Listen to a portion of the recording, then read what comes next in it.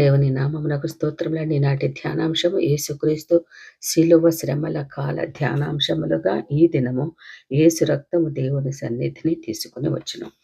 ప్రభు సముఖము నుండి విశ్రాంతి కాలములు వచ్చినట్లును, మీ కొరకు నియమించిన క్రీస్తు యేసును ఆయన పంపునట్లును, మీ పాపములు తుడిచివేయబడు నిమిత్తమును మారు మనసు నుండి తిరుగుడి. అపోస్తుల కార్యములు 3వ అధ్యాయము 19-20 వచనములండి. ఎక్కడైతే దైవ సన్నిధి ఉండునో ఆ ప్రదేశము మహిమవంతముగా మార్చబడుతుందండి. ఈ అధ్యాయములో యేసుక్రీస్తు రక్తము ఎలాగున మన జీవితంలోనికి దైవ సాన్నిధ్యమును తీసుకొని వచ్చునో ధ్యానిద్దామండి. ఇందును గూర్చి మనము ధ్యానించుటకు ముందుగా రక్తము ఇశ్రాయేలుల మధ్యకు ఎలాగున దైవ సన్నిధిని తీసుకుని వచ్చిందో ధ్యానిద్దామండి. నిర్గమాకాండం 24వ అధ్యాయము 3-8 వచనములలో మనము చదివగలిగినప్పుడు, మోషే సీనాయి పర్వతం బలిపీఠమును కట్టి ఎలాగున ఎద్దులను బలి ఇచ్చి దహన బలులను సమాధాన బలులను సమర్పించినారు మనము చూడగలమండి. ఆయన ఆ రక్తంలో సగమును బలిపీఠం మీదను సగము ప్రజల మీదను చిలకరించి ఉన్నారు. హెబ్రీ పత్రిక 9వ అధ్యాయం 19వ ప్రకారము, ధర్మశాస్త్ర ప్రకారము మోషే ప్రతి ఆజ్ఞను ప్రజలతో చెప్పిన తర్వాత ఆయన నీళ్లతోనూ రక్తం గల గొర్రె బొచ్చుతోనూ హిస్సోపుతోనూ కోడల యొక్కయు మేకల యొక్క రక్తమును తీసుకొని, దేవుడు మీ కొరకు విధించిన నిబంధన రక్తమిదే అని చెప్పొచ్చు గ్రంథము మీదను ప్రజలందరి మీదను ప్రోక్షించెను ఆ రక్తం.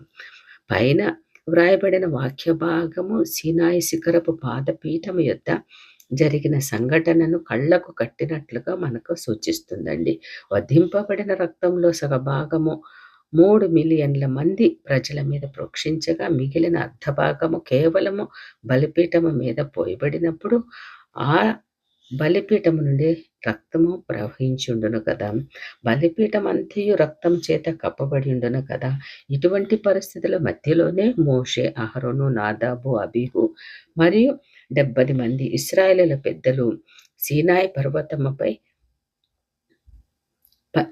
సీనాయి పర్వత పైభాగమునకు వెళ్ళి ఇశ్రాయేలీయుల దేవుని చూచిరి. ఇశ్రాయేలీయులందరూ సీనాయి పర్వతము మీద ఆవరించిన దేవుని మహిమను చూచిరి. మరి ఒక మాటలలో చెప్పవలనన్న రక్తము అర్పించబడుట వలన పరమందు నివసించు దేవుడు మోషేతో ఇలాగ సెలవిచ్చెను, నేను వారిలో నివసించినట్లు వారు నాకు పరిశుద్ధ స్థలమును నిర్మింపవలెను.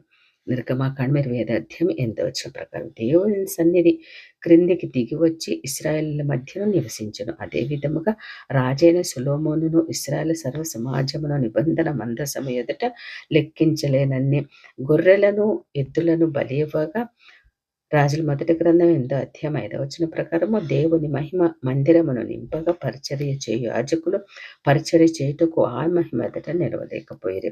రాజులు రాసి మొదటి గ్రంథము 8వ అధ్యాయం 10-11 వచనములండి. సర్వసాధారణమైన జంతువుల రక్తమును బలిపీఠము మీద ప్రోక్షింపగానే దేవుని ప్రజల మధ్యకు దైవ సన్నిధి దిగి వచ్చి ఉన్నదండి. మరియు జీవము గల దేవుని కుమారుడైన యేసు రక్తము మరి నిశ్చయముగా మన మధ్యకు దైవ సన్నిధిని తీసుకుని వస్తుంది కదండి.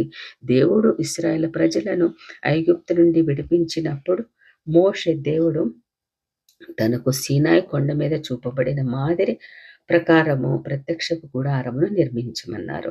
నిర్గమకాండము 25వ అధ్యాయము 40వ వచనము, హెబ్రీ పత్రిక 8వ అధ్యాయము 5వ వచనం ప్రకారం మనము పరిశుద్ధ గ్రంథంలో చదివినప్పుడు అచ్చట 3 విభాగములు ఉండును.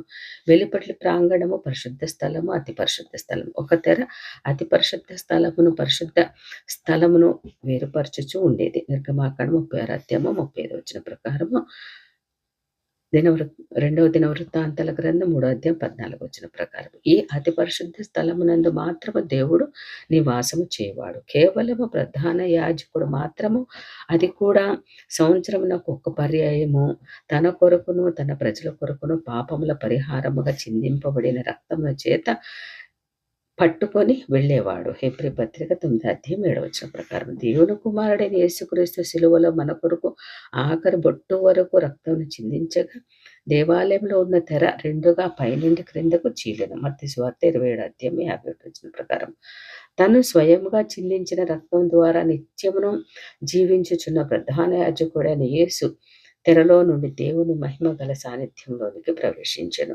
ఈ రోజున దేవుని గొర్రెపిల్ల అయిన యేసును నీ సొంత రక్షకునిగా స్వీకరించినట్లయితే ఆయన రక్తము చేత శుద్ధి చేయబడి ఆయన సంఘములోను శరీరములోను ఎముకలలోను సభ్యుడు వగుచున్నావు కదా.